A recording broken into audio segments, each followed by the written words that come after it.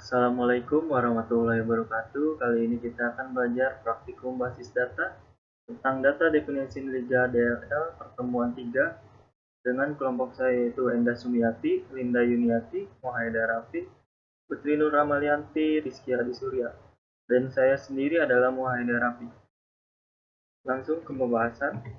Data definition Liga DLL merupakan perintah-perintah yang biasa digunakan administrator database untuk mendefinisikan skema dan subskema database. Data definition Liga DLL mempunyai fungsi utama untuk mendefinisikan data dalam database secara logika. DLL digunakan untuk mendefinisikan, mengubah, serta menghapus basis data dan objek-objek yang diperlukan dalam basis data. Perintah yang masuk dalam DLL yaitu create digunakan untuk membuat, termasuk diantaranya membuat database dan tabel baru. Alter untuk mengubah struktur tabel yang telah dibuat. Rename. Perintah rename digunakan untuk mengubah nama tabel atau objek database. Drop untuk menghapus database dan tabel. Selanjutnya adalah basis data. Database. Basis data database adalah kumpulan dari berbagai data yang saling berhubungan satu dengan yang lainnya. Basis data tersimpan di perangkat kelas serta dimanipulasi dengan menggunakan perangkat lunak. Penyusunan basis data meliputi proses pemasukan data ke dalam media, penyimpanan data, dan diatur dengan menggunakan perangkat sistem manajemen basis data atau DBMS. Selanjutnya kita ke tabel. Tabel kumpulan record sejenis yang mempunyai panjang, elemen yang sama, atribut yang sama, namun berbeda nilai datanya.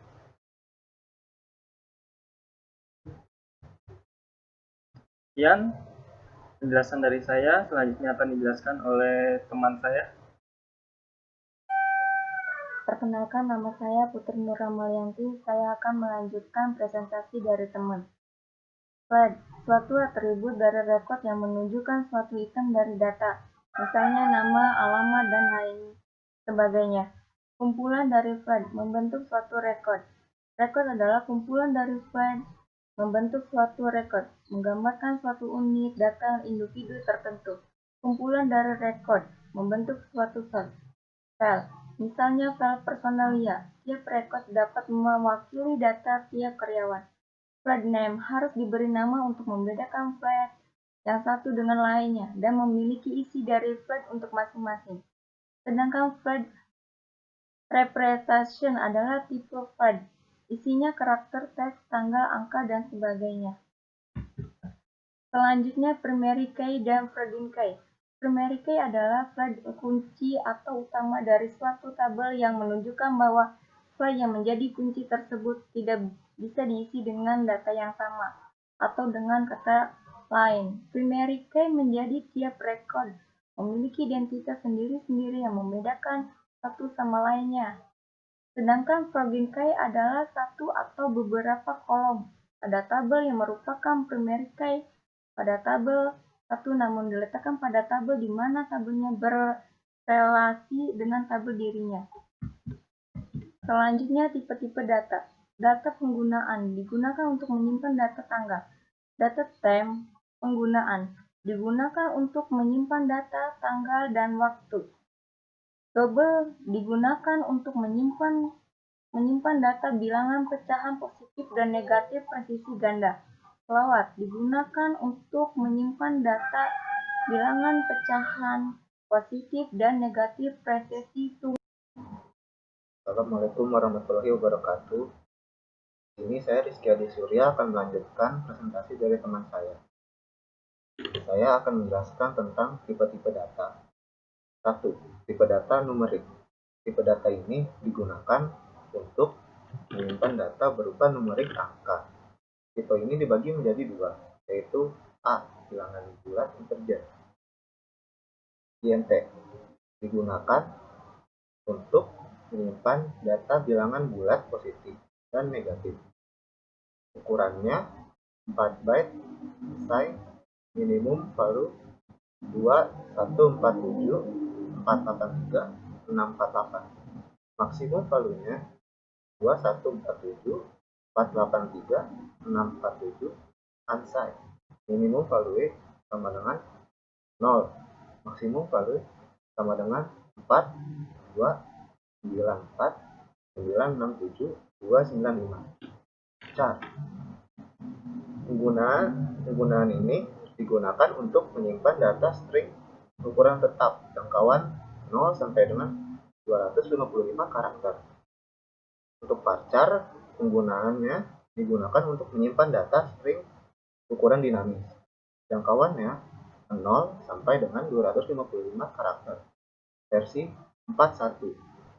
Untuk versi 5.03 dari 0 sampai dengan 65.535. Nah, untuk yang bagian teks, penggunaannya itu digunakan untuk menyimpan data teks dan jangkauannya 0 sampai dengan 65.535. 216 sampai 1 karakter.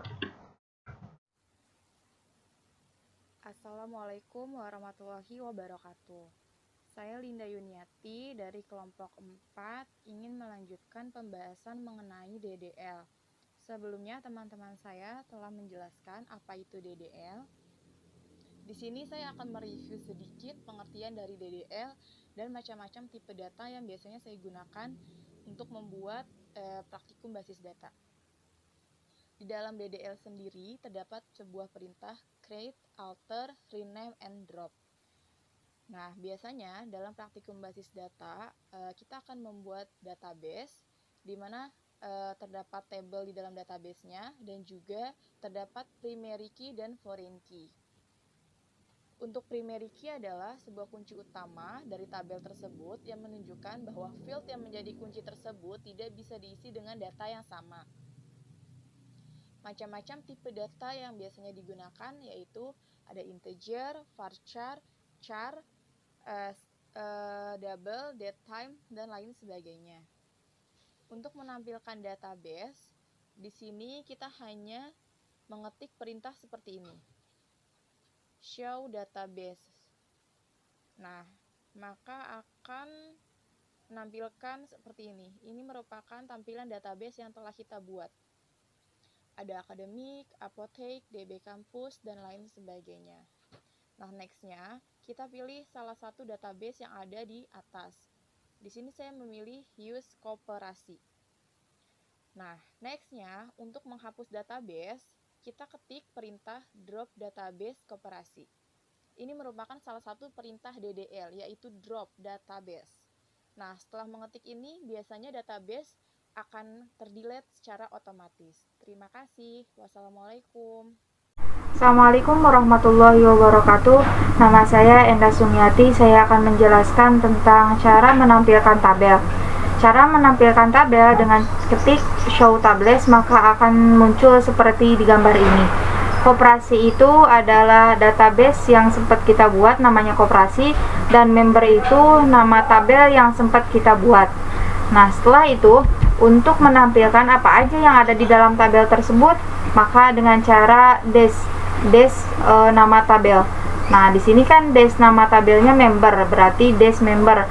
Nah, di situ ada ID member, nama, alamat, sudah ada di dalam tabel tersebut. Nah, jika sudah ada di dalam tabel tersebut, maka kita akan rename nama tabel tersebut dengan cara rename tabel yang sempat kita buat ke tabel yang akan kita buat. Nama tabelnya apa? Nah, di sini contohnya rename tabel member to data member. Nah, di sini berarti member itu nama tabel yang sempat kita buat, ya kan? Dan data member itu tabel yang baru, nama tabel yang baru. Jadi kalau kita ketik member, maka akan di MySQL-nya akan menjadi error. Jika kita ketik data member, maka akan muncul seperti ini.